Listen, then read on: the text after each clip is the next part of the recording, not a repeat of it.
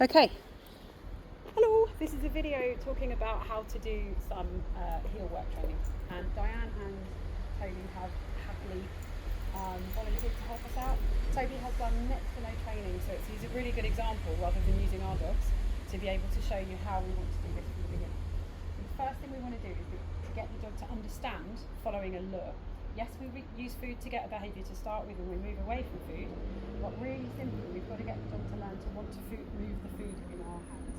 You all know what a marker word is, so all I want you to do, Diane, is to hold the food nice and low so he's not going to bounce. Yeah. And I want you to just move the food around, and as you move it, just say yes and release a bit as he follows it. Yes, yes. Forward. Literally just a couple of inches to start with.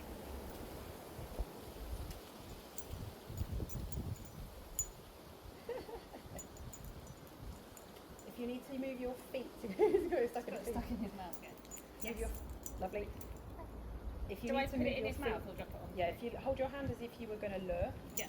So that's it, lovely. Yes. And pop it in, lovely. If you need to move your feet sometimes to get them moving because they just stand there and look at you, that's absolutely fine. A couple of inches, lovely. See if you can go a bit further across your body. Yes. Yes, lovely.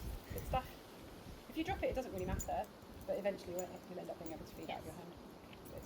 See if you can try for a circle. You're not going to get the whole thing yet, but that's okay.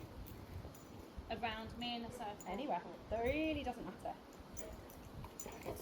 Just him understanding that if he follows that food, he trusts that he's going to get it. That's all it is. Yeah, yes. Brilliant. So you've gone from a dog that genuinely didn't know how to follow food to one that does. Do me a favour, just do it quickly. I don't think it'll work yet. Yeah. But take the food, finish off with the ones you've got, and then do it with an empty hand.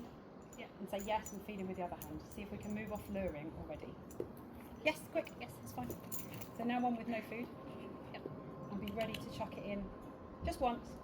You might genuinely not be ready because this is all we've done with him. Yep. Yes. Yes. Lovely. So don't need to do any more. I'd still use food until he's really fluent following it. Yeah. But this is just to show how we take the lure away. Yeah. So we start to get them to follow an empty hand, yeah. Mark and reward, and they still trust that it's going to happen because we did it enough. Yes. Yes. Lovely. So he's already off his lure for that. When we teach any new behaviour, we start with a lure. I'm not proud if you're luring a behaviour until it's perfect, I don't mind. As long as you know how to take it off, as long as we know how to move away from a lure onto a reward. That difference between a lure and a reward is so important. I want you to try and remember that lure and bribe equal the same thing. We just call it a lure in dog training because it sounds better. But remember, it's a bribe and it's not necessarily a good thing to do for too long. Okay, that's it. Lovely.